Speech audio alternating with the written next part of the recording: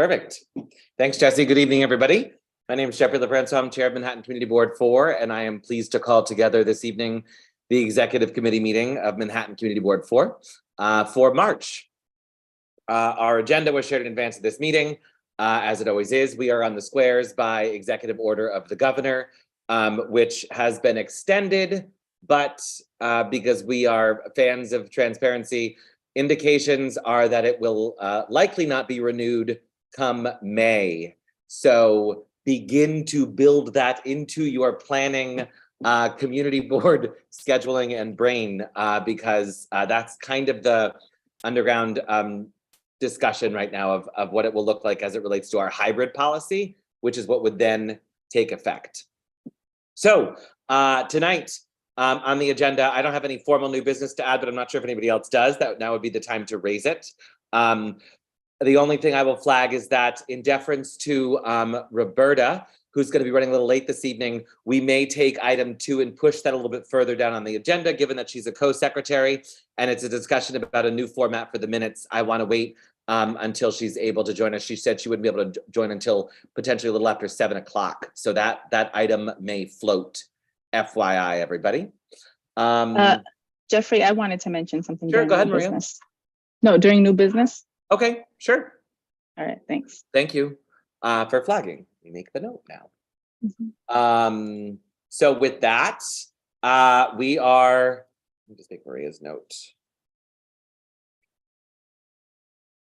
Taking up as item 1 this evening, a joint letter between the WPE and TPC, Transportation Planning Committees, respectively, regarding electric vehicle charging and stations as it relates to their placement and existence in the city, as more policy and discussion is had around these letters.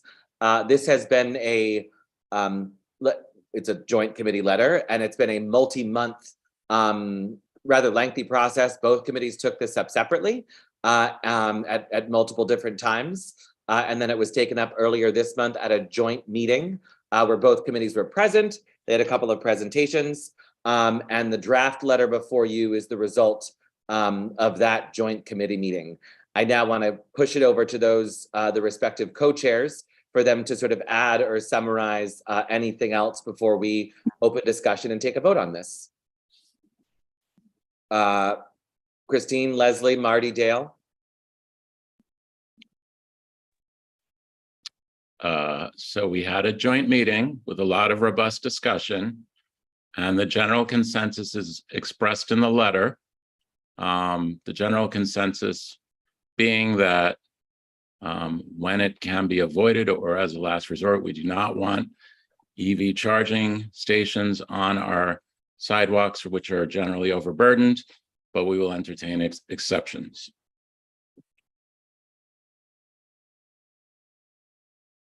I have a point and a question on that, and I wonder, just to, first of all, thank you. Let's go to Bert first before I bring my thank yous and suggestion up. Bert? I have 2 questions. One, and maybe Bert, you're on mute. I have 2 questions, and maybe we don't have an answer yet. One, in the process of selecting sites for these chargers, will it go through the community board, or we've asked that if any agencies are looking to locate chargers in the public realm, that it come to the community board, and I think that's outlined in the letter. that is, I guess it reminds me. Yes, I did read the letter, because I have a question about in lines 32, 33. You make reference to you want the city to incorporate elements from other cities. You mentioned Boston, London, Paris. Can you quickly, 2 or 3 sentences, summarize what those elements are? Leslie should take that call. Yes, I will. Sorry, I might be on a little bit of a delay. This program or type of program has been very successful in other cities. So we don't know if that will exactly translate to New York City, but there are successful elements from each city. They're not all the same, Bert, but there are elements from each city, not just internationally, but nationally. And we're just requesting that New York City, before they kind of see where they're going to put it, along with asking the community boards, which hopefully they will agree to, they will also look at the successful elements of placement where other cities have, where it's flourished. And possibly incorporate it. Might not be, maybe not appropriate for specifics in New York City, but I think Bert might be frozen. I don't know. It might be me. He's not. He's not. Okay, it's just me then. It's on mine. He's frozen on mine. I do want to note, I don't know if everyone could hear me, that this letter was not voted on unanimously. And that includes one co-chair from WPE and a former co-chair from WPE. Yeah, the vote was 17-4, 17 in favor and 4 opposed.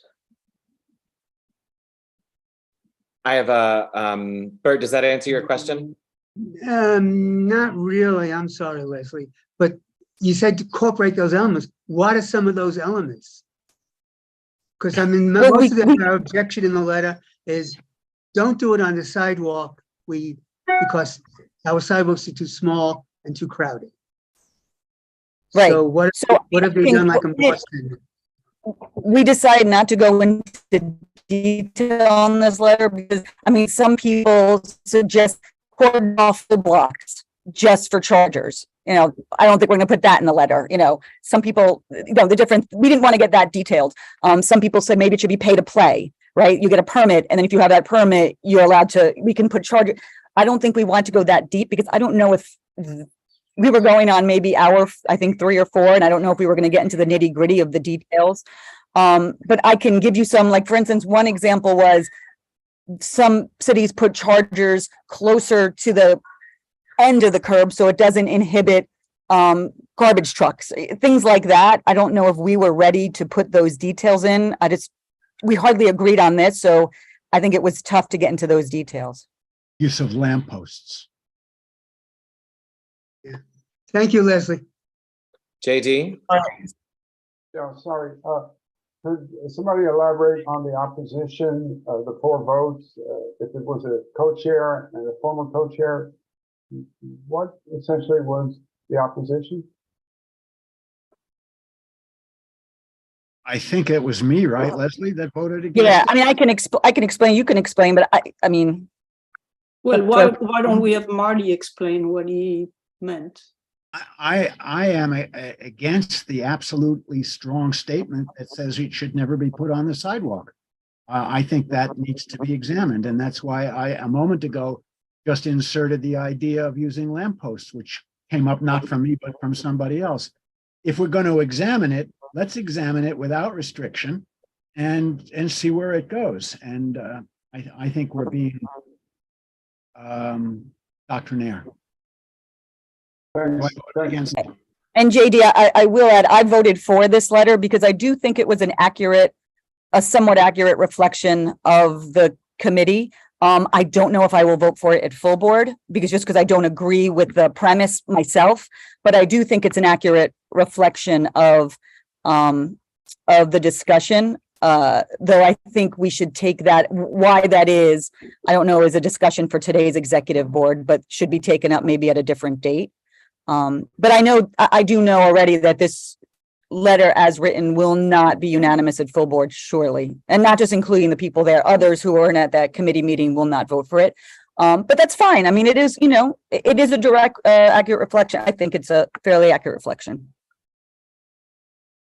I'm a little confused by Marty's statement. This letter does not say we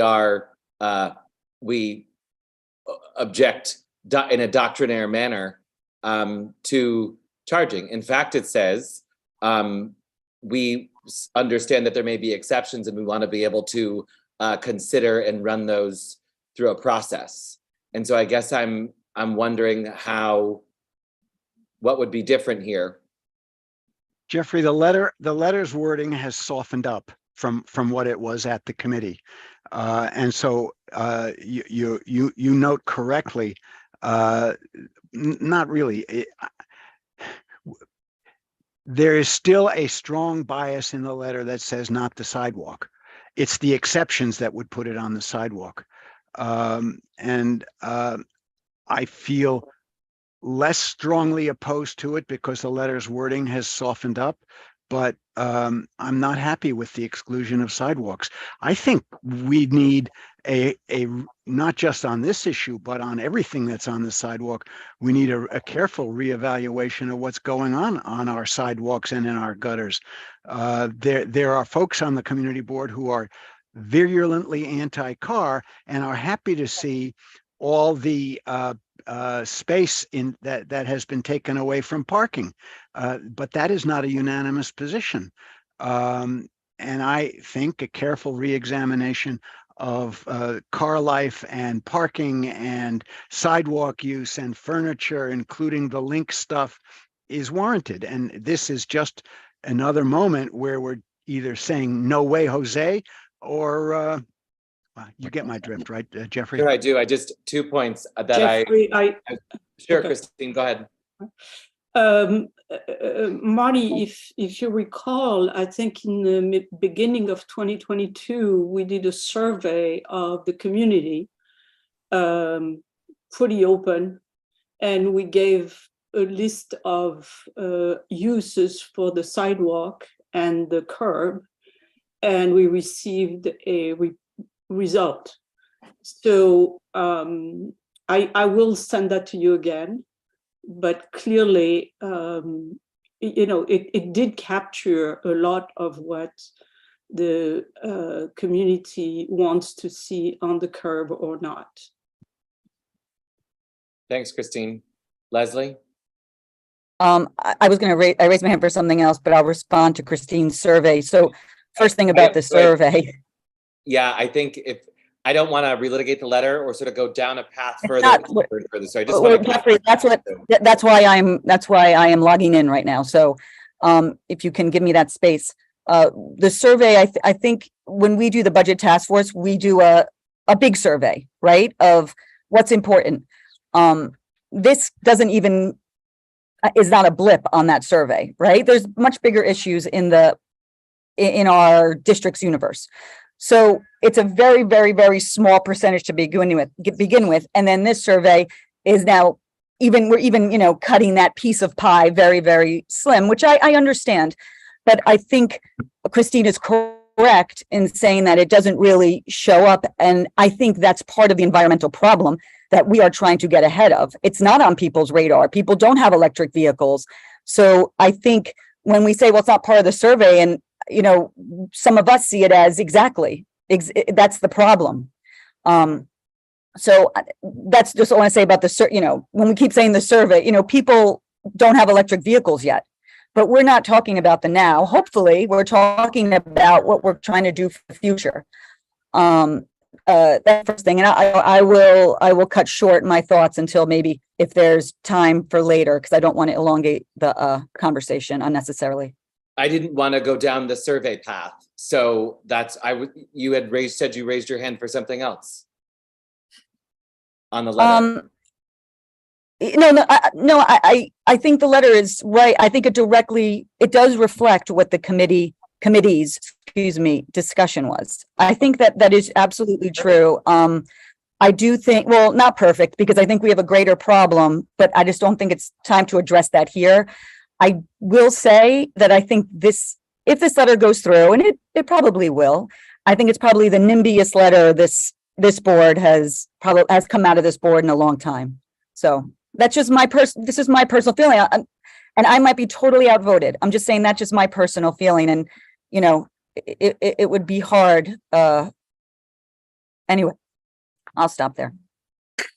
I would note your comments are interesting, given that this is a particular issue that you've really brought to the fore. So, Dale, do you have anything new, or can we call the question here? Wait. What do you mean, Jeffrey? Why is that interesting? Just noting that you said you voted to get this out of committee, and I'm not Correct. sure how the vote will go this evening and whether or not it comes to full board. So I'm just sort of noting that based on the letter, and that it properly reflects the committee discussion, And I agree. so it's just surprising, the sort of shift is, I just wanted to note, given the amount of time we've spent on this topic. Jeffrey, I'm sorry. I don't think it's a shift. I think everyone, I'm just one person. I'm not the, you know what I mean? I'm just one person. So that's Oh. my vote. So I think everyone's clear or knows where I come from this, but I voted it out of board because I respect A, the position of co-chair, and B, I do respect that it was an accurate reflection of the discussion. Now, that discussion has to be looked at in another lens down the line, but that's why. So it's very nuanced, Jeffrey. So it's, you know, not black and white. Thank you. Dale, something new? I just wanted to say that, I mean, I'm glad you mentioned that in counter to Marty's point about this saying never on the sidewalk. This letter does have some nuance to it. It says we prefer them not on the sidewalk, whereas in our district it's especially crowded, but we'll look at you know, those exceptions. And by the way, that language is always, those two lines have always been in this letter. So, and then the other thing is, I mean, this idea, we've gotten this before, that there's like this anti-car cabal driving transportation planning. And it's, you know, if you look at the city's DOT priorities, that's what we are working towards as a community board committee. They are interested in the increased pedestrianization of the public realm because it's the right thing to do with respect Dale, I'm going to kindly ask you to stay within the scope of the letter, please. Right. Yeah, but it just seems like there's a lot of commentary about like the virulently anti-car brigade in our committee, and I refute that. Thank you. Bert? Yeah, I'm asking another question out of ignorance. I've actually never, ever seen, as far as I know, an electric car charger. I don't even know what it looks like. I don't know how big or small it is. And I'm just imagining just a pole or something, you know, on the edge of the sidewalk by the curb. And the big disturbance is the car parked in the parking lane charging. Now, is that vision incorrect, or I just want information on? I think a couple of factors, and then I think that's why Leslie's hand went up and Christine's hand went up. There's very different sizes of infrastructure as it relates to the chargers, and not just size of the infrastructure, but amount of time it takes to charge the car. Part of the issue is that space. Have you ever filled up your gas tank at the curb? And so it's sort of the shifting of that. And again, it's about a footprint.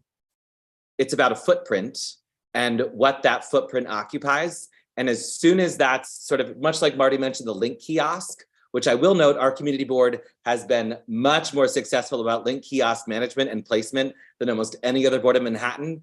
And the borough president regularly refers to board force management of the link kiosks. It's sort of one more thing on the sidewalk.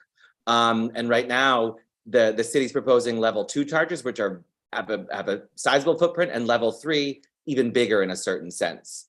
So it's really about once that's there, it doesn't go away either. Is my response to your answer to your question, Bert. Next person in the queue is Leslie. Thanks. I'm just gonna, if I may. So Bert, it's the footprints are about the size of a Lynx, but not as tall. So if you know how you had the Link, it's about it's maybe slightly narrower than that, and not as tall.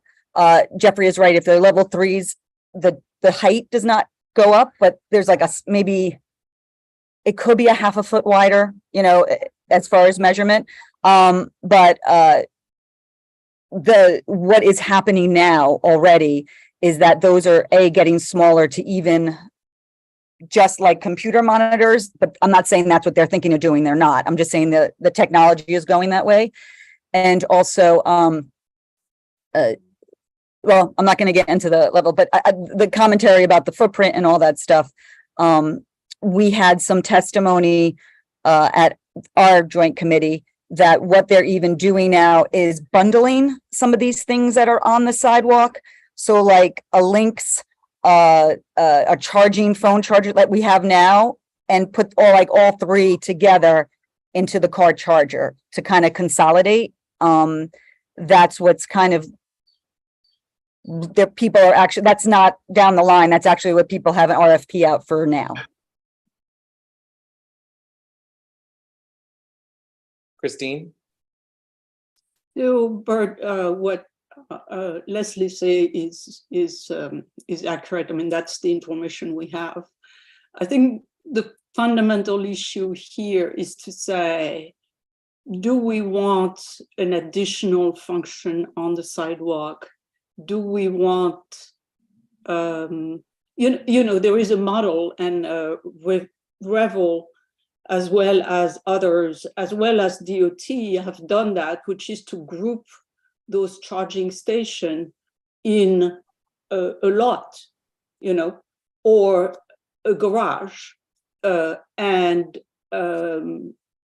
some of us think that that's the right thing to do. That's, you put the charging there, the charging attracts cars, and we think that when you have limited space on the sidewalk and a model that works, which is put it in one place where people charge their cars, that's a better way to go. So generally speaking, this is where do you put that stuff, and where does it belong? And does it belong is not the right word, because it belongs anywhere, but it's where do we want. It's interesting that in 1920, they had gas station, they had gas pump on the sidewalk, and they had in the US 15,000 of them. And then 10 years later, there was not a single gas pump left on the sidewalk. Everything was in what they call station, where here I would call that a charging pod. So it looks like we have gone through, we've gone through that already, and that logic has already played out. And I think it's important to look at the past and say that would be a good model for the future. Maria? I just have a couple of questions. I didn't know what these things look like either, so I Googled. But I wanted to ask, I'm not clear from the letter, who presented on this? Well, we had. Or it was just a discussion? No, we had a person from New York SERDA, which means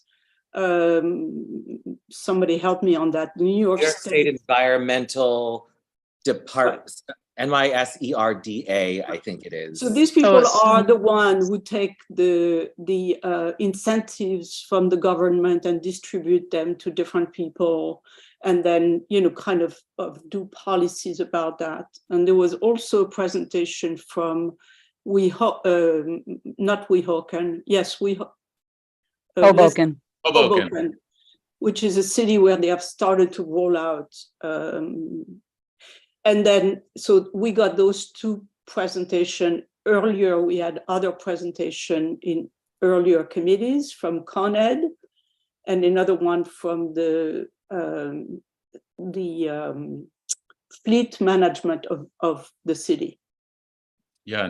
And my other question is, are other community boards also looking at this and writing resolutions around this? It's Yes, possible. I mean, other community boards above 60th Street have received some of those installation, and they were able to make comments on those. I don't know, the community board that have not received any of them are the one below 60th Street. And may I on that, Maria? I'm sorry. Also, the opposition, because I looked and talked to other, not our elected officials, but from other districts where Christine is right, where they are installed, and asked one state assembly member and others what the opposition was, or, what was the outcome or whatever. So not necessarily to your question of a specific community board letter, but the general. And he said which is ironic. This group said the biggest opposition are people who have gas cars, because it's taking away a parking space from a gas car. So they're fighting right now with the people who own the gas cars that say, don't put this on the sidewalk because you're taking away my parking. We're swinging it's just an irony. It was a fun conversation. So that's what some of the opposition is. So out of curiosity, the community boards above 60th Street, like, I don't know if anybody on this board has spoken to them and if they have feedback about what that has been like. And I have to turn off my alarm, but I can hear you. And I have one more question. I tried to talk to the people on Upper West Side, and I couldn't find anybody who had feedback. But also, there are very few. I mean, there are like one or two, right? Did you hear that, Maria? Yes, right. I heard everything. So they have only one or two. So I reached out up there, but they didn't have anybody who had any information about, the feedback on that. But I don't know whether with one or two we would have, a lot of information. It may not be enough of a critical mass. And then our neighbors at CB5, their transportation committee has not weighed in on this topic as yet.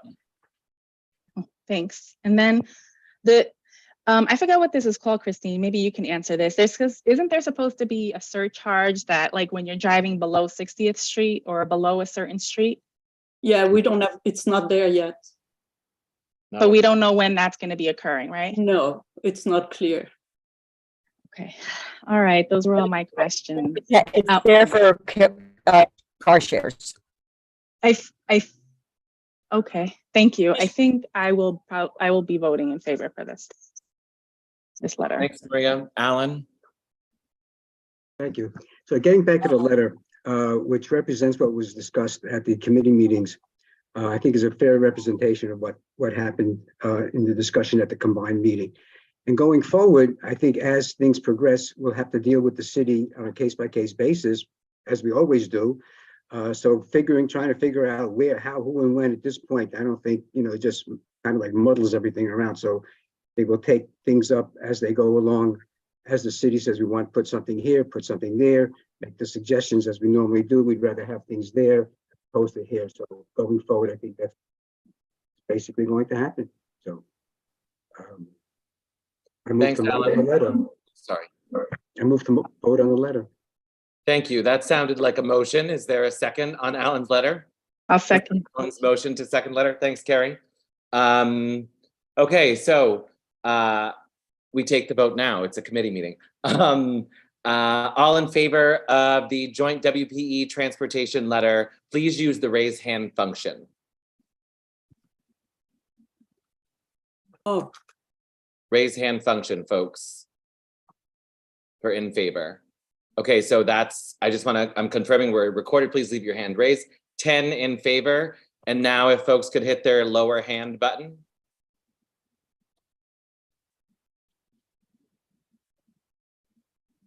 Christine Dale. Sorry. Okay, thank you. Okay, opposed.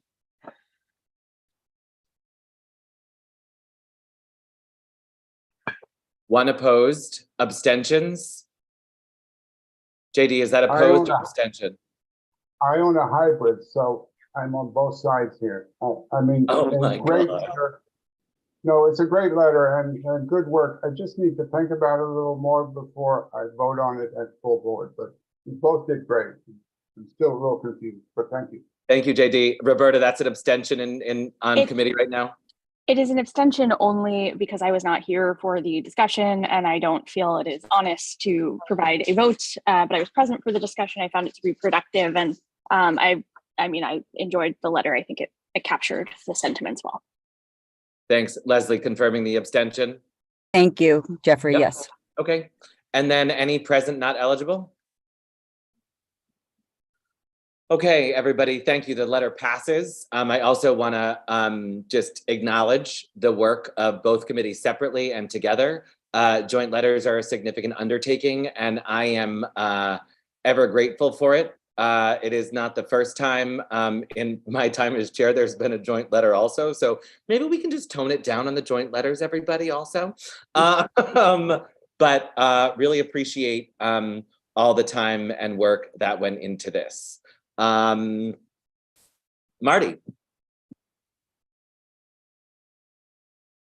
Just to comment on what you said, Jeffrey, the joint letters are actually, and I'm sure you know this, we have committees that delineate crap and the borders are phony, so we need to have the joint committee meeting. I was You were being sarcastic and I was shouldn't have said joking anything. and being sarcastic, but you're right. It is a good process when we have the time and the commitment to do them. So I do appreciate it.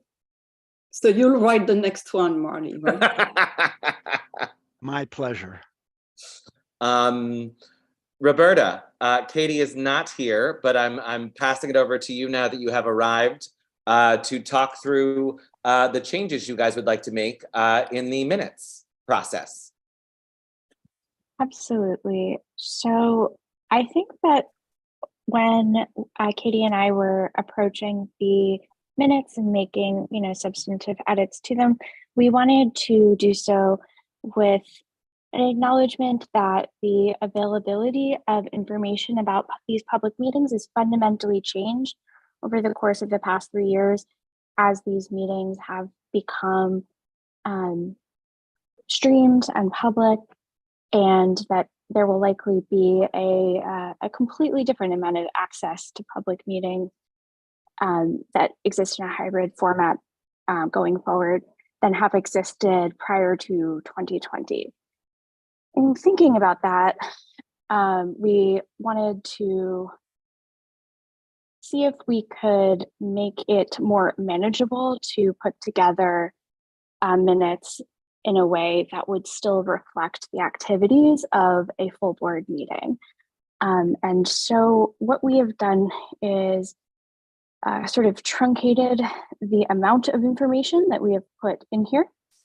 We have also elected to, instead of using the format where each item was in a chart and required the co-secretaries to write in information about the approval of each letter and copy and paste the vote totals, because we were providing those vote totals anyway, we could simply indicate, we could paste in the agenda and indicate the action that was undertaken for each letter, and that these items together will make it a lot more manageable for future co-secretaries to engage in this work. I think it's particularly important because you've seen other folks take a look at this role and say, I have no interest in doing it.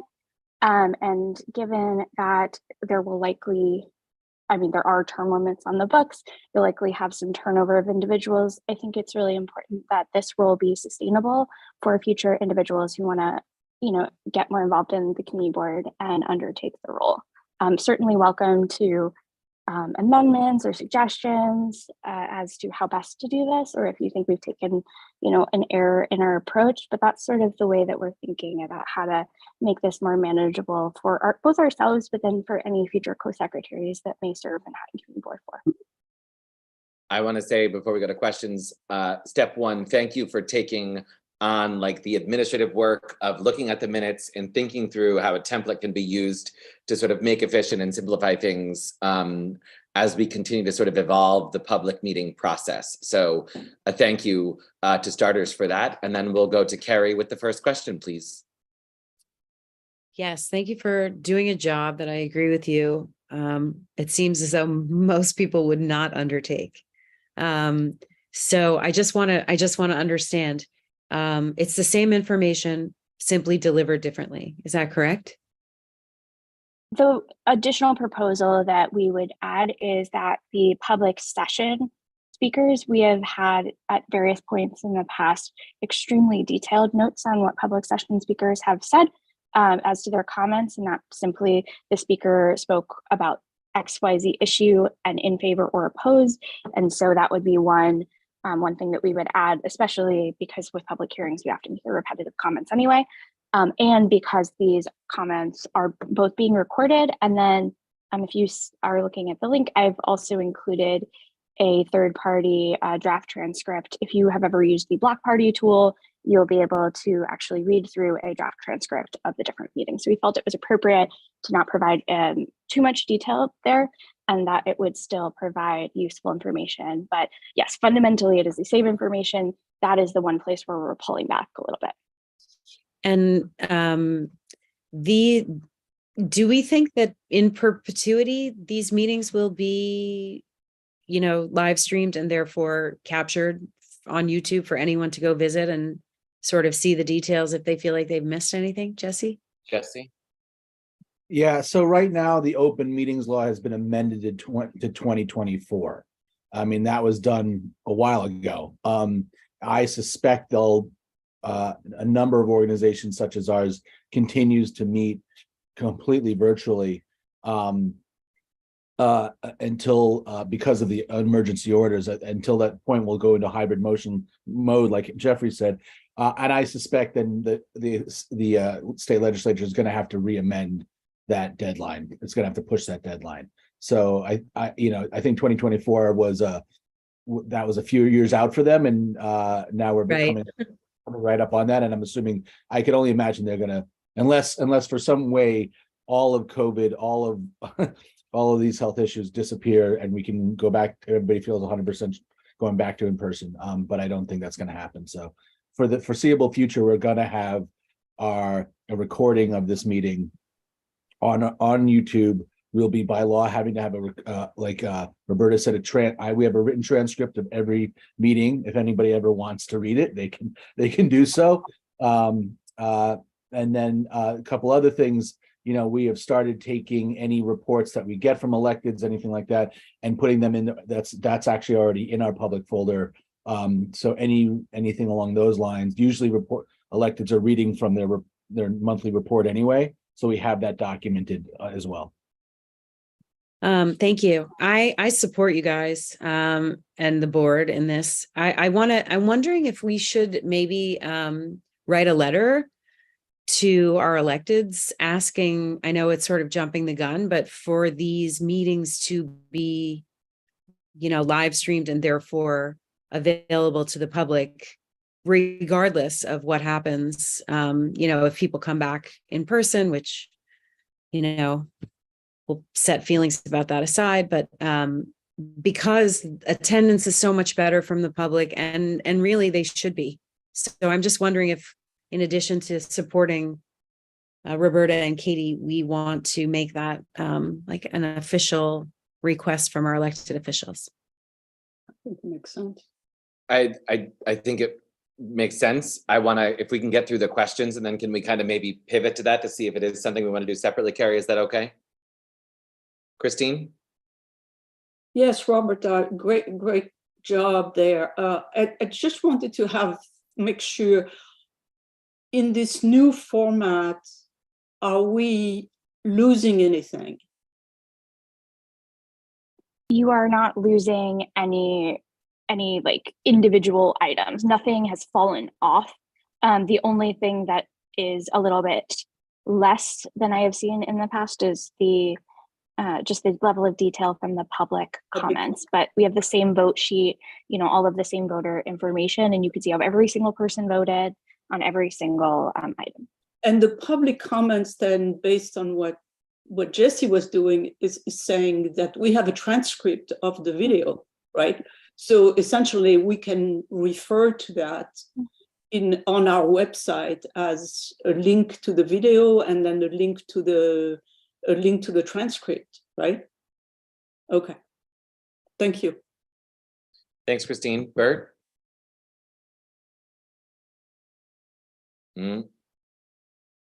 I think Bert's frozen at the moment. Maria, while Bert is de-thawing, perhaps? Roberta, the minutes, the draft you said is in the Dropbox, right? I believe it For should March? be. If it should be, or I'm not entirely sure where it is. I can share. No, it with no, you I'm directly looking right at now. it and I'm looking at it and it's, I Okay. think this is it. It's very concise and quite frankly, I think is easier and better read. Okay. Okay, that's like good. it's just saying someone spoke in favor or sounds in right for you. opposition of. Yes. Yes. Okay. Yeah, I think this is better. I like this one. I love to hear that one. That's great. Yeah. Bert, you had a question. I see you moving now, maybe? Still frozen. Nope. And Okay. sometimes it can help if you kill your video. It might be. So I think, unless I hear from Bert in just a second, as it relates to process here, I don't think we, Bert, anything? Jeffrey, do you see Mike Noble's hand? Oh, in the minutes, a former secretary. Jesse, can we bring Mike Noble over? Thank you, Paul. Yep. Just on process, while we're bringing Mike over, just so everybody knows, I mean, this process doesn't technically require a vote, but it's a good democratic process to do so, given sort of the shift that we're making here. So I'm really happy that this was the proposal from Katie and Roberta to bring it to a voted exec. Mr. Noble. Yeah, hi, thanks. I get my emeritus vote now, I guess.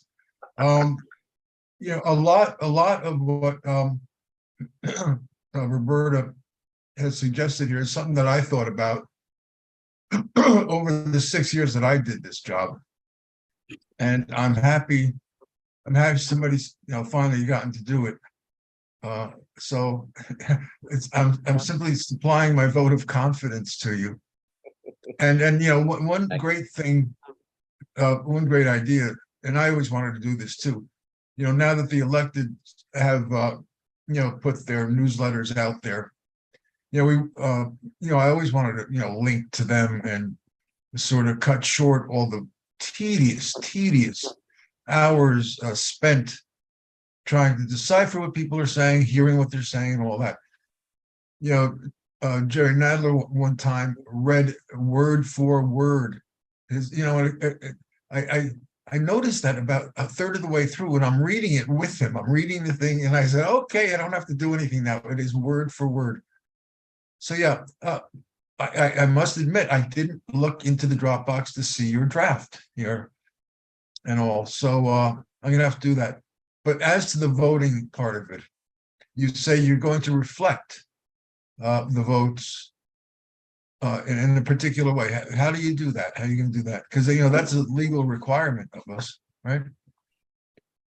So the board, I believe this Could is I the share my office. screen quickly? You could. Or, Oh, I mean, yeah, thanks. Yeah, please, Jeffrey. Thank you. Give me one. I believe that the office started appending these vote sheets with full vote tallies to these documents anyway, which would give you kind of the full information in every letter and every vote. And if it's, you know, if the ratio or the format, if it's like a little blurry here, that might be a problem, but we can certainly make sure that it's. Yeah, just to explain what Roberta is referring to. So when I became district manager, I think a lot of the weight was put on, as Mike said, was put on the secretaries to record the vote. If you remember, this was before COVID, obviously, so we were doing vote sheets. You know, you guys would fill out your vote sheets physically, and then we collect them and hold them, and so. But the record of the vote, the total record of the vote from the night would be really on the shoulders of the co-secretaries.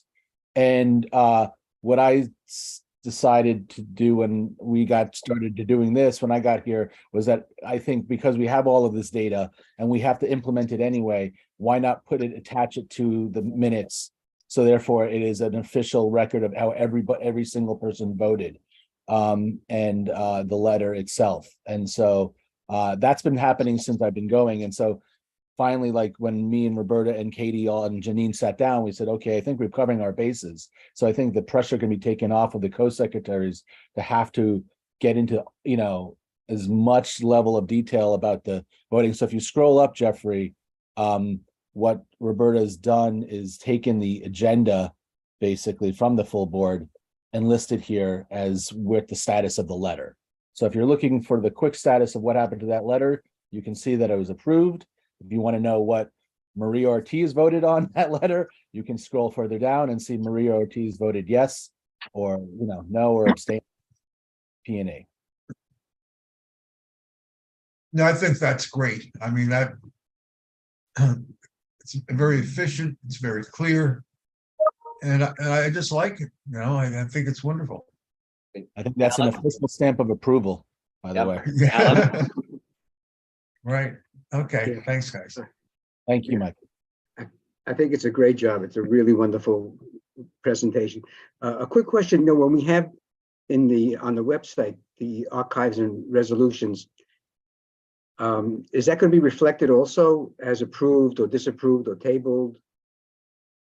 So what's on our website? People are looking, they're not going to necessarily look for the minutes and to see what happened. They're going to look this, they'll know that a particular letter was voted on, and that, I don't think that's reflected in the archives and the resolutions. It is. So let's say if you go to the archives of a certain month, 2 months ago, Community Board 4 had a letter come to its full board about,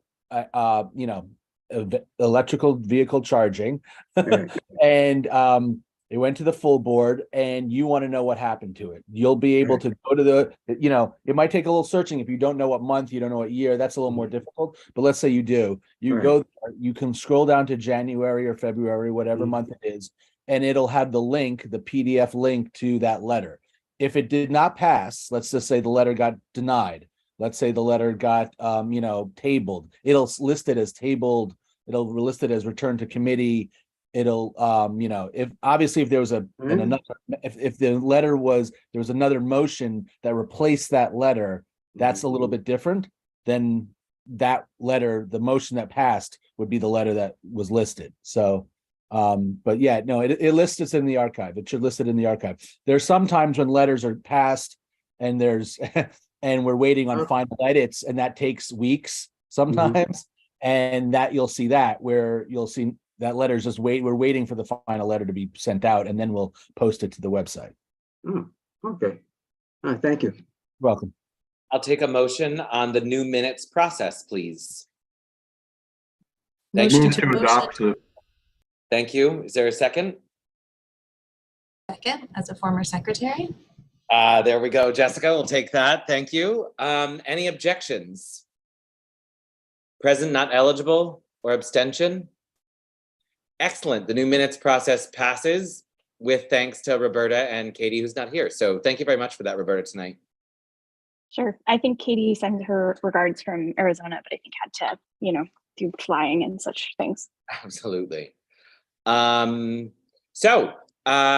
things going, updates from me. The bylaws committee, which is convened last month, they convened a week or two ago officially.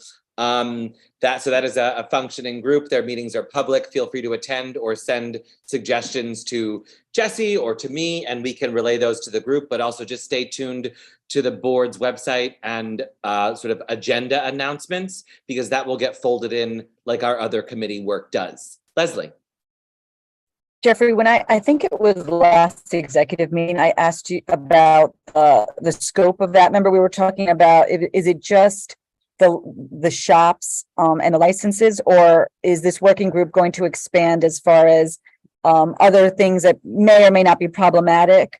I'm talking about bylaws. Are you talking about cannabis? Forget it. Sorry. Bad connection. Different topic. Can't hear you. Jessica? Actually, my question is actually a bit similar, which is I think it's great that these be reviewed, and I think I was the only member from the public who joined the committee meeting, and appreciate all the lawyers in the room digging in on this. But was just hoping you could say a little bit more about the impetus, and I'm sorry if I missed it at last week's meeting, so you could be really short, but just like, is this just general housekeeping? We're just looking for what needs to be updated, or is there something in particular that you're asking the folks reviewing to look at, for example, and not to spark a sensitive subject, but I know there's been discussion about like how should term limits, like what should happen with term limits? Like, is there something in particular that the group is looking at, or is it truly a general overview? I did not want to, what I sort of felt that I teed up for the group was a framework to do the housekeeping, analyze bylaws that were last changed. I think it was 2008 or 9. A lot has changed since then. Step one. Step two is all the things that we've sort of talked about over the years. I know Lowell wanted to do a bylaws task force, and he was height of pandemic chair, and like that just didn't happen. He also proposed we should have a 1-2 year term for offices. Is that something they're going to take up? So right now I feel like they are, my understanding is they're doing an analysis of the bylaws. They're doing sort of breakout, giving folks segments to read. They'll sort of come back, digest on that, and then figure out recommendations for potential how we manage terms, how committee, is there a process for joint committee work, frankly, in the bylaws? Is there, there was something else that was on my mind that I had mentioned to Ben Bob a couple of weeks ago. One thing I was very clear about is that bylaws are governing documents. They are not about philosophy or mission statement or anything like that. In fact, they should put people who are reading them to sleep because of how dry they are, and very much about process and procedure. And it was that, do we consider incorporating any of our hybrid policy into our bylaws, since there's some very technical things in that as well? Those were sort of the couple of things I had thrown out, and I'm sure others will come up along the way. Thank you. You're welcome. Cannabis working group, we sent that letter. We've been waiting sort of more to hear back, but we have a really, a very impressive forum lined up for this Thursday at 6 p.m. on the squares that Jesse and the working group have pulled, Jesse Greenwald and of course Jesse Bodine as well, always, have pulled together that I think will be very informative, very educational. We've got a commitment from the sheriff to attend. Jesse Greenwald and Frank had to go all the way to Long Island City to then get the sheriff to attend. I'm just kidding, but they did make a field trip all the way there to have a conversation, which obviously is bearing fruit because the sheriff is now committed to attending our forum. And I think this is a first for that. This is all coming on the heels of the mayor announcing more enforcement as it relates to the illegal cannabis shops, and also the state taking a finer look on how it can refine enforcement as well. So I think very timely as it relates to making sure we're a part of the dialogue, and in particular, enforcement. So now, Leslie, the question on cannabis. I apologize. I am listening, but like every third word, you said Jesse and task force. So I'm sorry. I am not being disrespectful. So last meeting, I believe, last executive meeting, we talked about, or I asked about the scope of what you envision the scope moving forward on it, except for just the stores and licenses.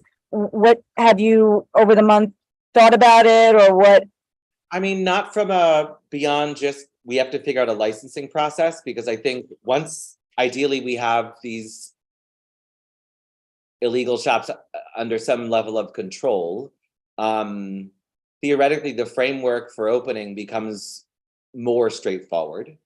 And so, no, I have not sat down to think about whether and frankly, it would be with Bert and Frank and Jesse and, something else of, are we doing a BLP 2? Are we doing a, cannabis and consumption something? I don't know. In part because we're kind of still waiting to hear from the state on a number of things. Now that puts me not in the best place, and the board in the best place in terms of responding to these things. So I think if you have suggestions, please send them to me or raise them now. But I think that. Okay, no, I just some now PTAs are asking where there's, people smoking by the kids' park. Is that legal? Is that not legal? You know what I mean? And I think there's going to be some. That was the quick answer to that is it's illegal, because we have a smoking law that defines any type of smoking, right? So like, I think universally those questions are addressable. And what we're going to take up is strictly, the licensure of an establishment, whether that's over the counter or consumption, like that sort of to be determined based on the framework that the state eventually lays out there. Thank you. Sure. Any other questions on cannabis working group? I've spread the word about Thursday. Sign up on our website to let folks know. Port Authority Bus Terminal, we are convening again with the port this week, actually, which is great to keep that conversation going. We have, as always, we have a pre-meeting to our big meeting, so that'll be happening, and looking forward to learning more there. I would note that we continue to be on sort of the inside track of, even though we've sought more information from the port, we are getting direct information because we're helping to educate our elected officials about it as well. NYU Capstone, Jessica, anything specific from that you want to tee up at this point? I know you guys have a meeting tomorrow and there's some deadlines approaching. Yeah, that's the key thing there. They have identified 3 areas that they will be focused on, and just looking for my notes, but those are, it's right here. Sorry, those are the Chelsea Waterside Park, the cruise terminal, and Pier 97, and that will be the focus of their report. This evening, they will be sharing a written outline, which we'll walk through as a committee tomorrow.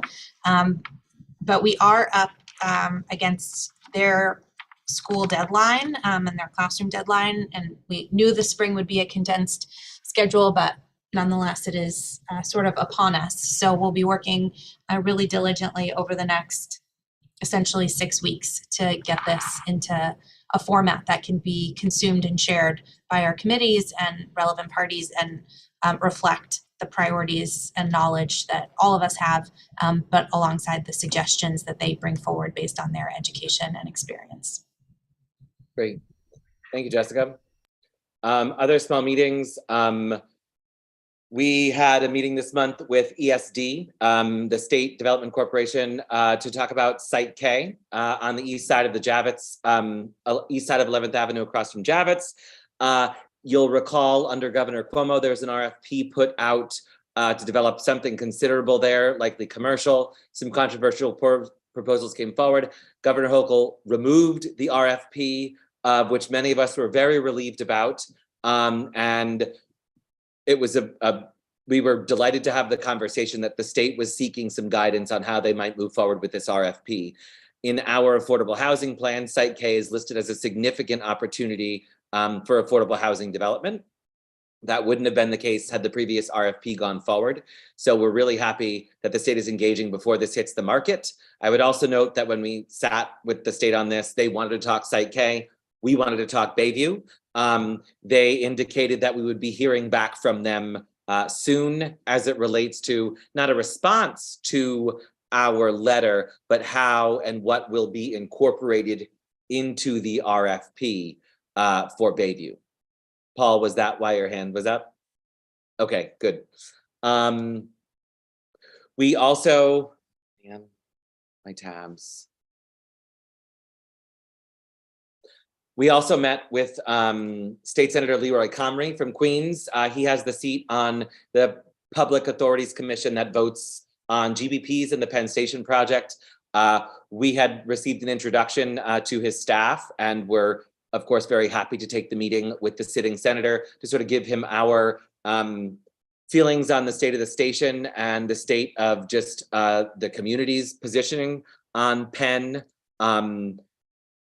I can say that I feel like he certainly heard us. He is interested in figuring out how a station can be paid for and renovated that is appropriate, you know, and he stated plainly he was opposed to the GPP plan, and the governor's office has spoken about the GPP in the past tense. So I think maybe once we get past the state budget, we might hear a little bit more formally about Penn Station. But we were pleased to take that meeting with the senator as well. I'd also note that it was Paul, Christine, and I who are on our Penn Station working group, and one of our debrief comments was that it may be worthwhile to send an administrative type letter to help inform our colleagues in the outer boroughs about how a Penn Station redevelopment could positively improve their communities as it relates to access to jobs, the investment of your tax dollar and how that should be thought about. So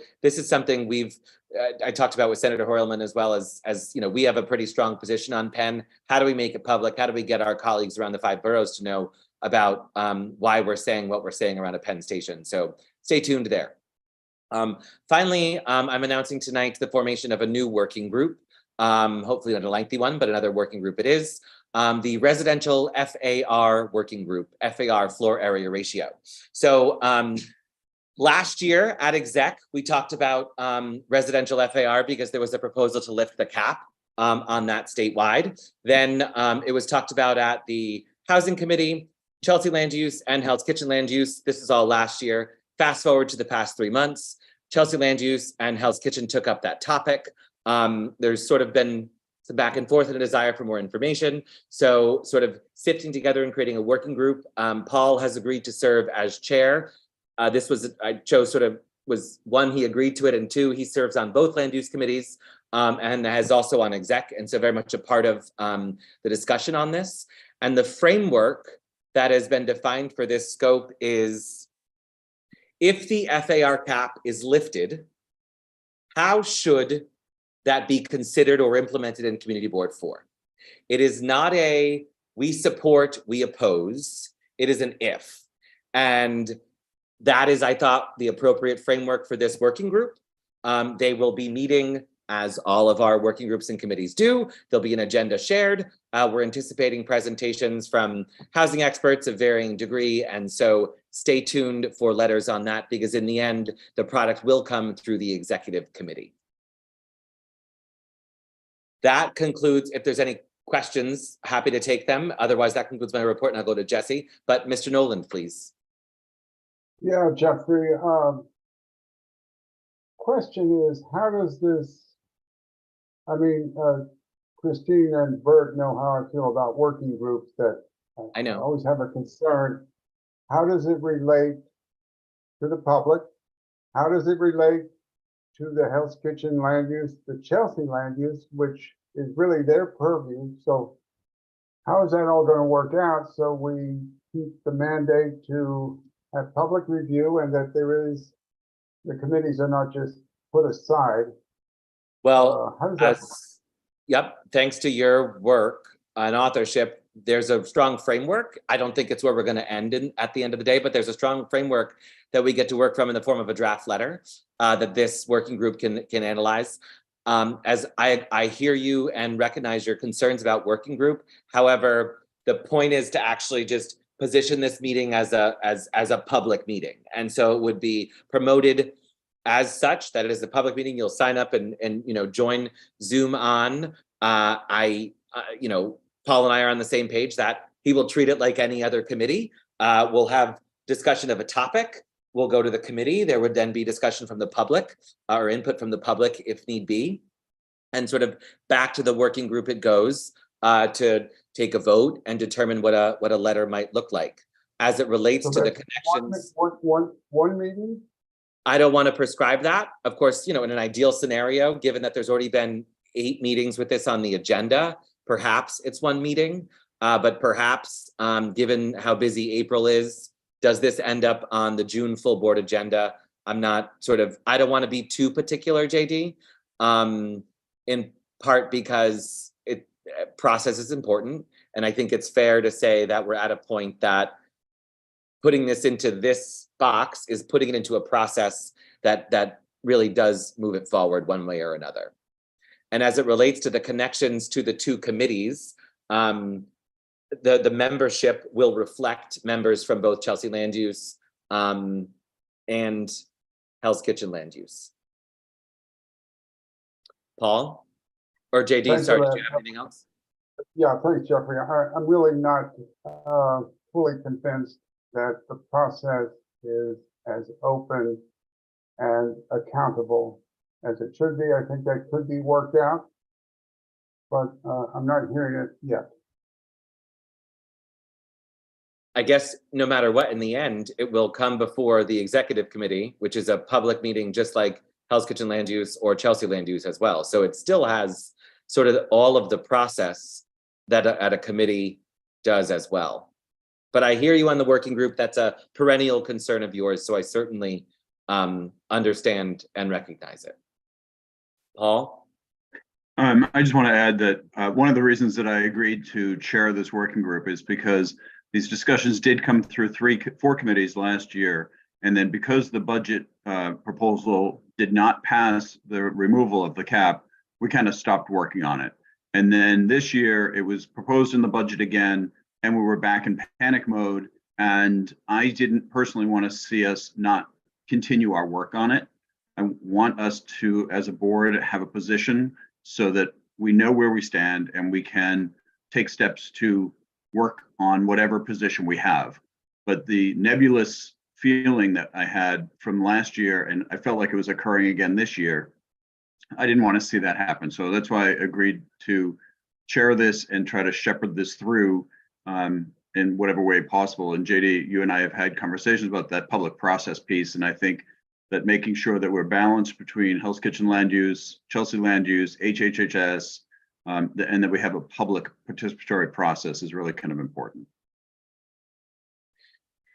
But I see it as a continuation of the committee work we've already done. Thanks. Yeah, I just want to make sure that HHHS, which I always have trouble saying, is also going to be represented by this working group. They will be represented, but I want to be very clear about something. FAR is a land use issue. Yeah. And so that is why we really this year honed in on land use committees. Frankly, it's sort of like leave it to the land use committee to determine what the FAR should be, and then allow the housing committee to define how we fill that FAR, right? So it's creating the space, and what's allowable is land use's job. Housing's job is filling that space with what as it relates to housing. How much affordability, how much market rate. There will be members of HHHS on the committee, but you know, FAR and zoning is very much in the purview of the land use committees.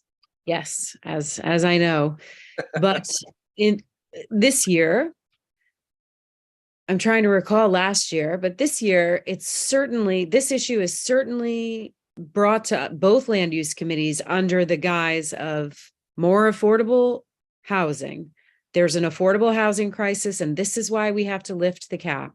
So I just want to make sure that land use is also working with HHHS to, to combine the knowledge from both to make sure that whatever we move forward with, it has this affordability component. Otherwise, I'm not sure that that is what we discussed. I just want to say that is what we discussed at Chelsea Land Use. That is what I personally discussed with Paul. And that is why I said yes today. So. And yes. You were number one, so thank you for that, Carrie.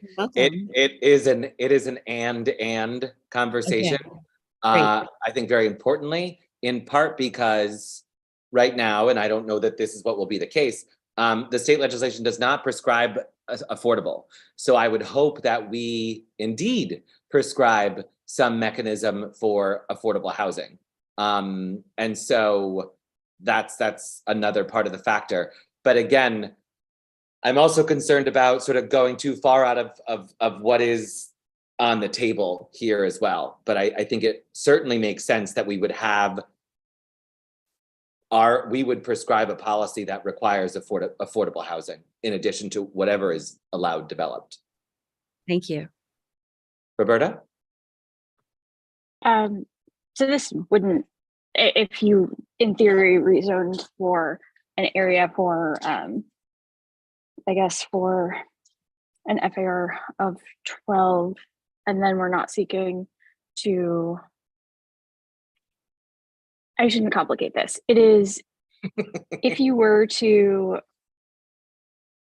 propose, you were to lift the FAR cap under existing zoning, you would, in Community Board 4 and most other parts of the city, trigger mandatory inclusionary housing, or the city's mandatory inclusionary housing program. If the city decided to, put a different type of program forward, or have, circumstances under which that wouldn't apply, that certainly wouldn't be the case, but it would be the case if we're talking about, affordability. That I think we're not just talking about MIH, but that is the kind of the big conversation there. Of how to get the city's existing affordable housing program into any state law that may come down. Is that kind of what you were saying? So you wouldn't have to, as president, you would not have to put it into the state law in order for it to apply.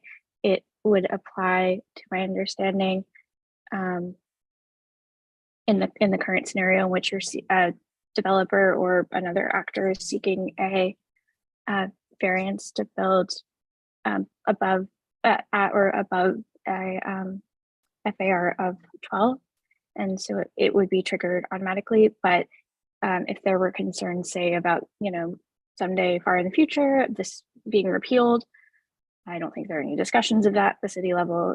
Perhaps that would be something that someone would take a look at. But it's not written into the state law or the governor's proposed state law. Thank you for that. Stay tuned for more on that. And now over to our district manager for his report. Hey, everyone. So as Jeffrey already said, right, so we're still within the current emergency order. We're most likely see one more renewal than what we're all hearing is that because of the federal pullback on their COVID related orders, that most likely most municipalities will pull back as well. So just a quick reminder, we've reviewed all of this. We have a hybrid policy. We have a plan in place. Again, all committees will be meeting at our district office in a hybrid fashion. Which would mean is a quorum of the committee needs to be in person for the meeting to be official. The rest of everybody else, the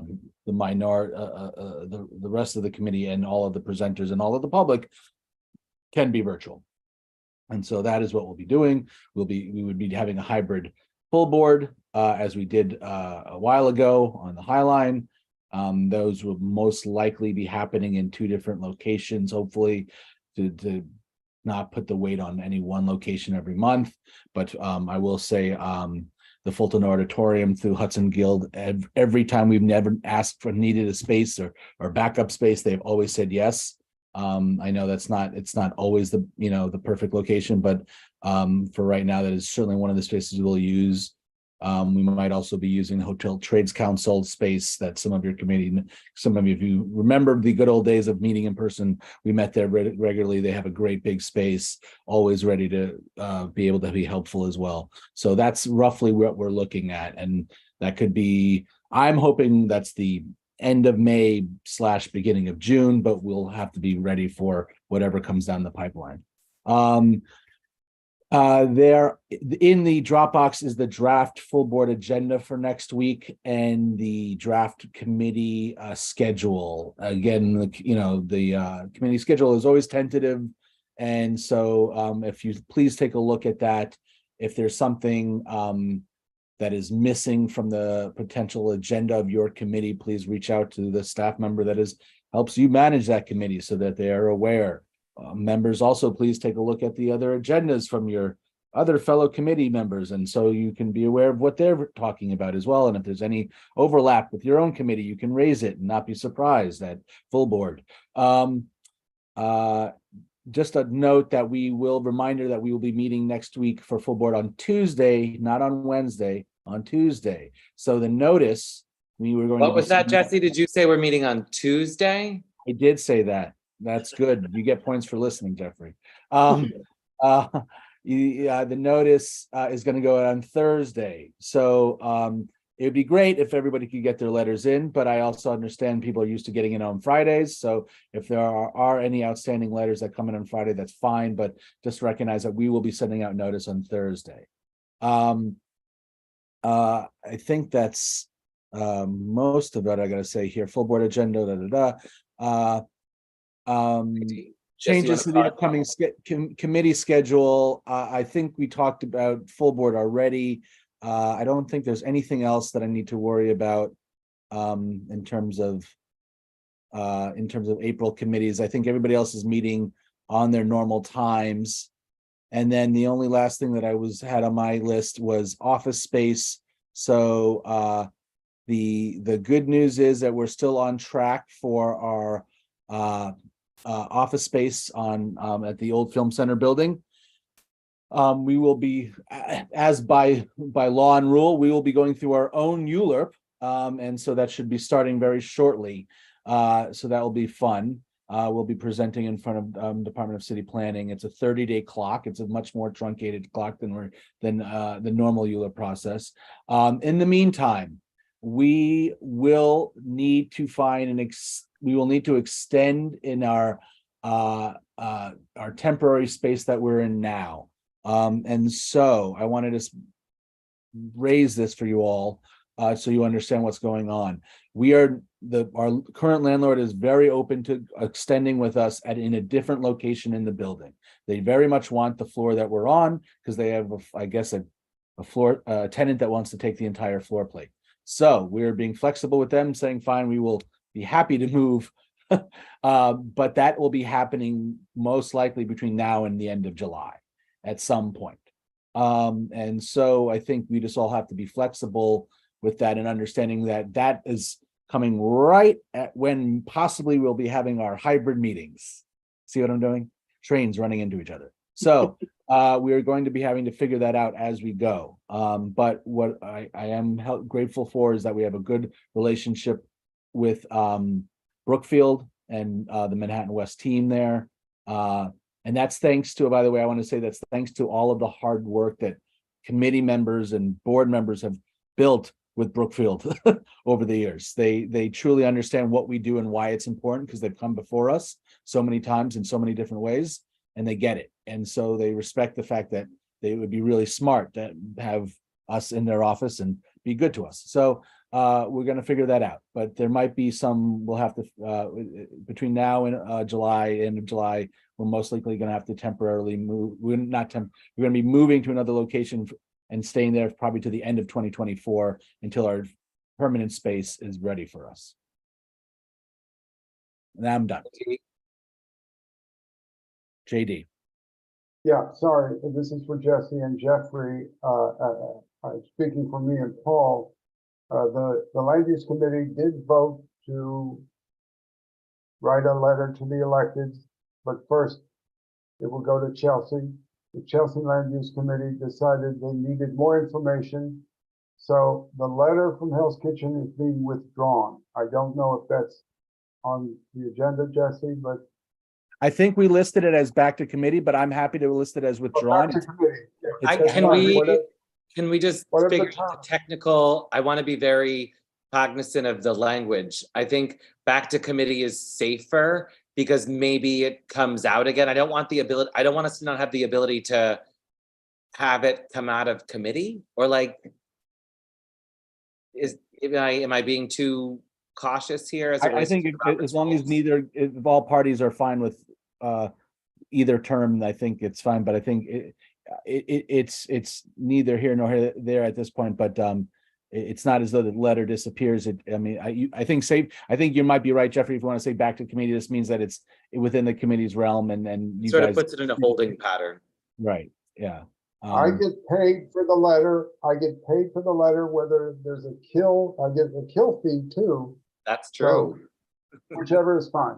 I've got a tab. I'll work out the highest amount in the end, JD. Yeah. Thank you for flagging that. Appreciate it.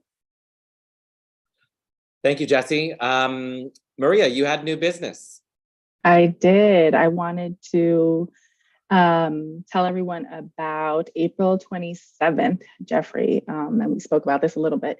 So I just, as a reminder to everyone, back in October of 2021, CB4 and 5, we hosted a virtual mental health forum to learn more about services and gaps for people with chronic serious mental illness, especially those who are street homeless.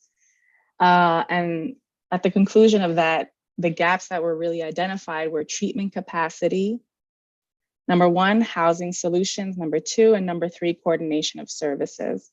And so since that time, CB4 and 5 loosely have discussed another forum and began talks last year.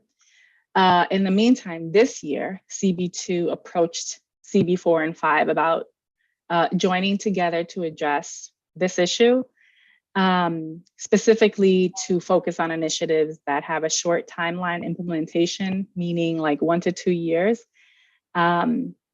And that would really be treatment capacity and coordination. The thought is that like you can build it, but you can't make people come. So even if beds exist, the gaps between psych beds and housing is still present. So Thursday, April 27th, all 3 boards are going to be hosting a public meeting by Zoom, if we're still permitted to do so, which I believe we will, but I don't know. But we are intending to have a small panel of experts in the field to provide some insight for us. And the outcome would be a joint resolution that the 3 boards can sign on to, and that can be shared with other downtown boards. CB2 and 5 are confirmed for this meeting, and it'll constitute their committee monthly meeting. The joint resolution would then need to be voted at full board. At this point, the details are still being worked out, but that is the information that I can share so far. And I'm curious if anyone has any questions or thoughts.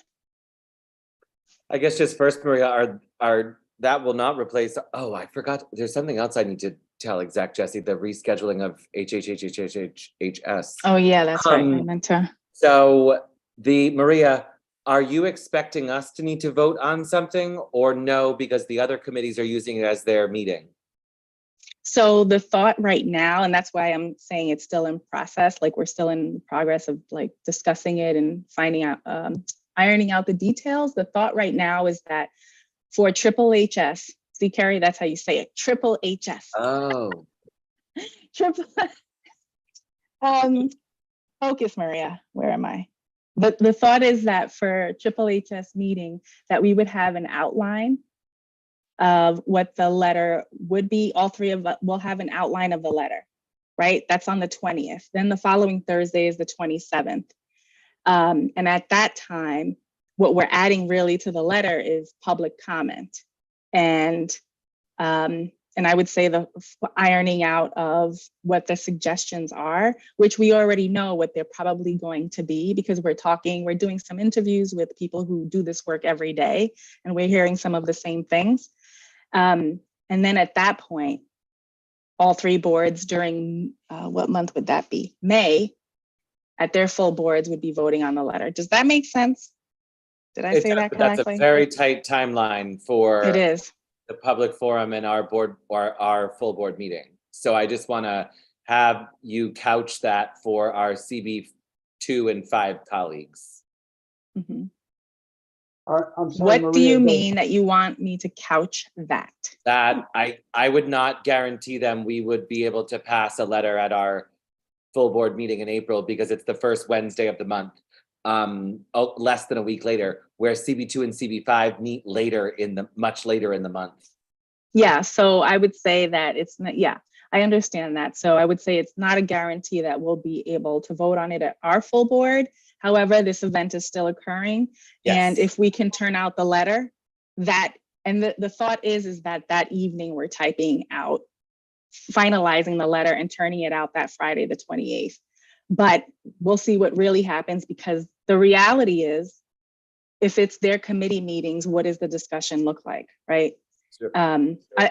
We do believe, the 3 boards do believe that this will not be a controversial issue. However,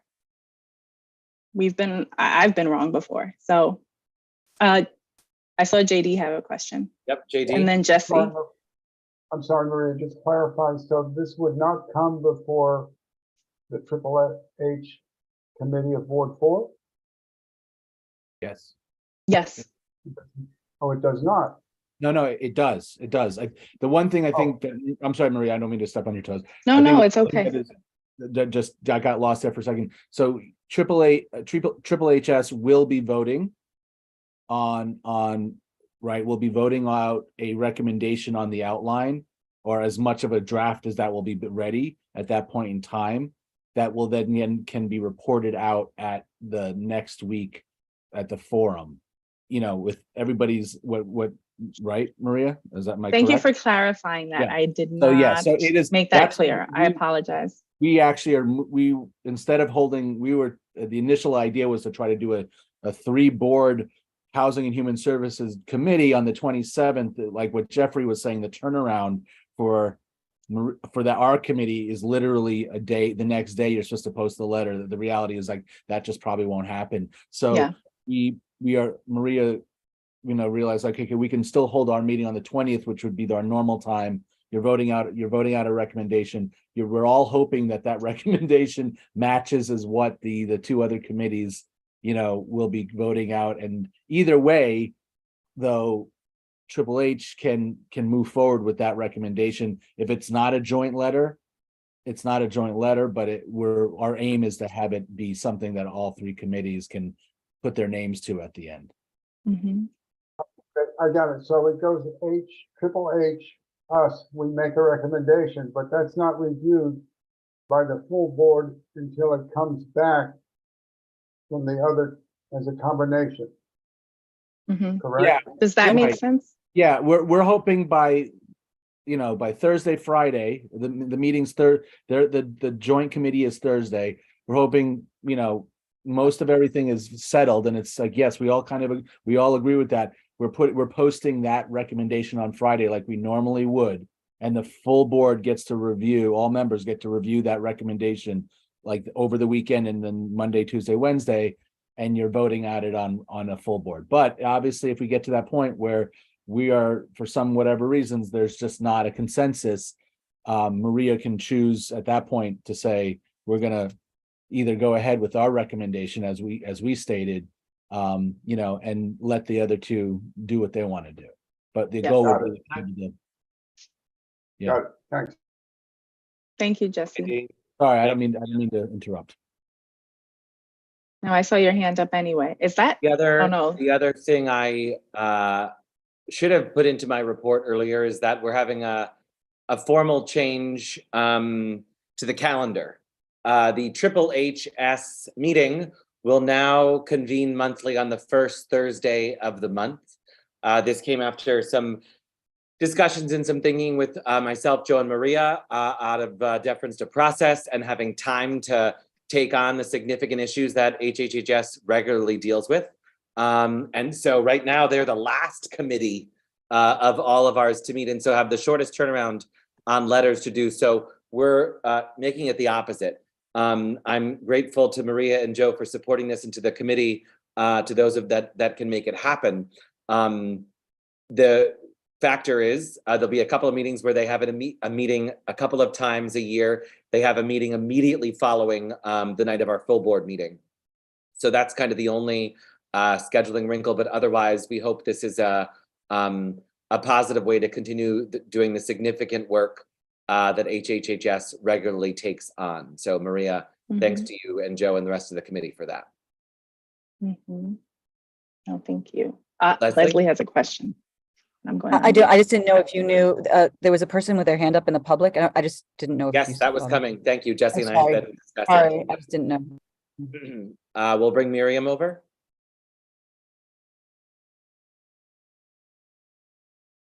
I have a feeling I know what it's about. Me too. Yep. And I have an answer. Here she is. Hi, Miriam.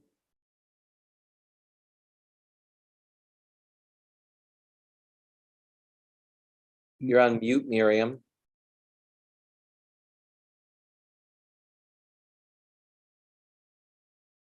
Let's see.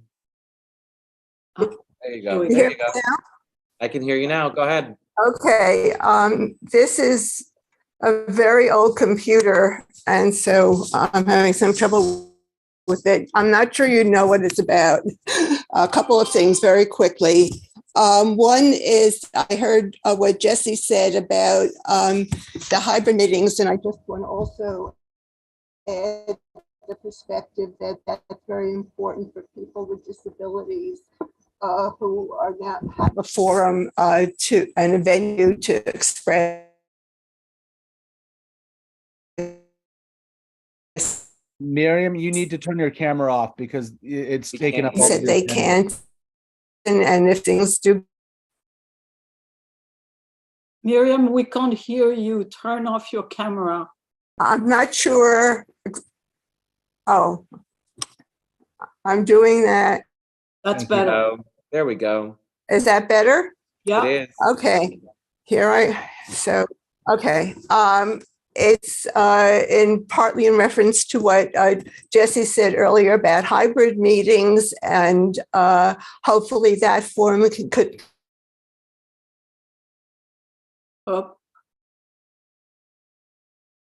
continue because of the importance to that. I can't participate. And I actually wrote a long piece in Chelsea Community News about that about 2 years, and how that we, COVID or not, that was an unintended consequence of COVID that actually had a positive outcome. The other, and this may be what you think I'm going to say, is because I don't know how to get an answer quickly about the next transportation board, whether that's going to include bicycles. The last one was canceled. I didn't know to the last minute. I've reached out to the co-chairs. I haven't gotten an answer in 10 days, and I don't quite know whether I should reach out to people.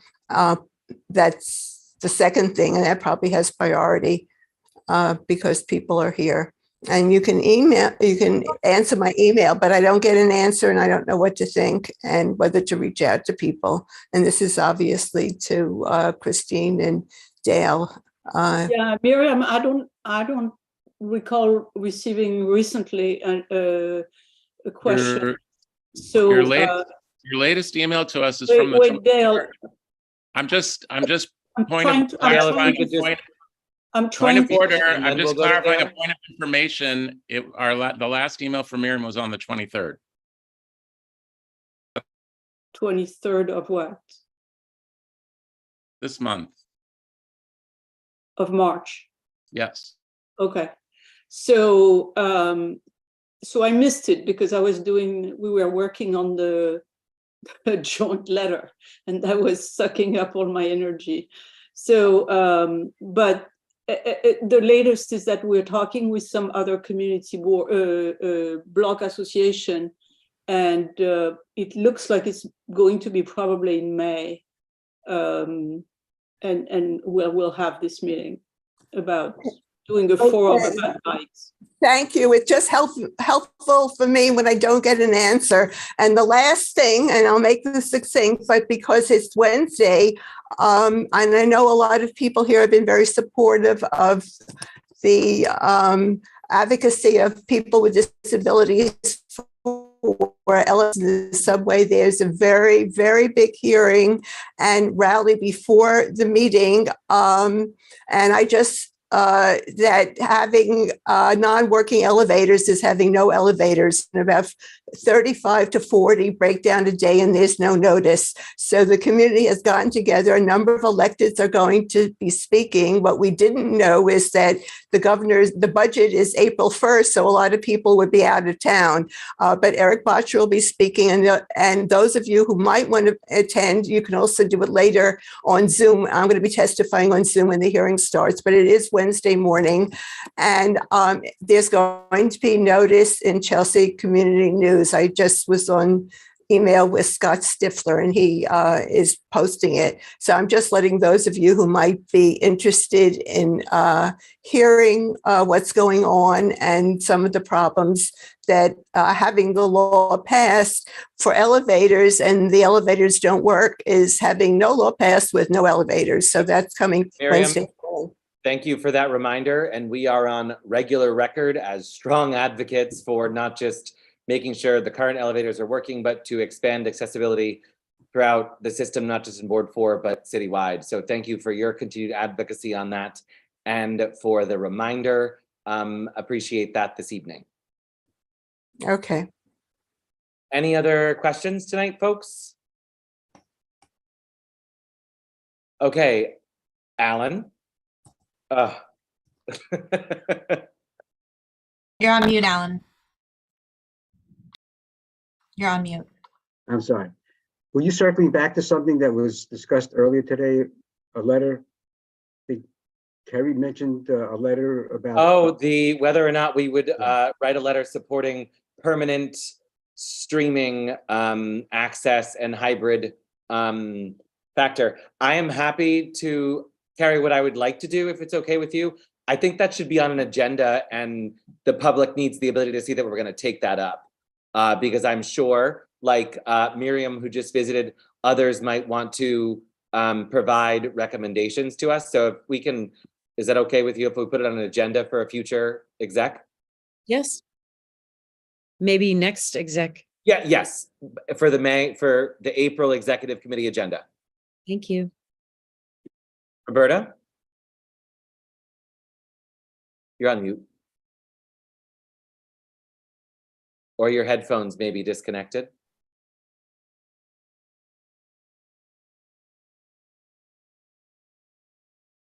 I still don't know why nobody's come up with like a holding music or a waiting music on Zoom after all this time. Okay. Does There this you work? There we go. Would it be appropriate to raise, it's not really new business, I just thought it would be useful information to share very briefly. What is it? But sure. Yeah, no, I just I think yes.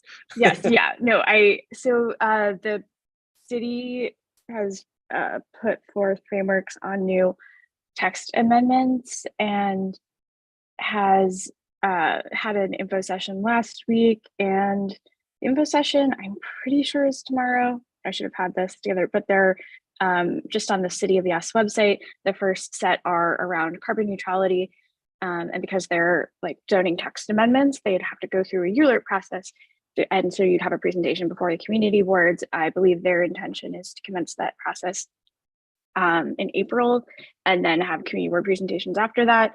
But you can find more information on the City of Yes site. It might be of particular interest because there is some stuff on EV chargers there. And I just thought it would be useful if folks had at least some awareness on the subject. That is more than appropriate information to share. So City of Yes website, these are text amendments as it relates to the mayor's sort of agenda that would work their way into city planning for zoning purposes. Thank you for that, Roberta. Okay, with no other hands or questions this evening, I'm happy to take a motion to adjourn, please. So moved. Thank you, Paul. Appreciate that, everybody. And I see JD with the second. And so I'm going to go home and feed the dog and eat. Enjoy your vacations, those of you that are on them. Exactly, Marty. And see everybody real soon. Have a good rest of the week. Bye, all. Bye, guys.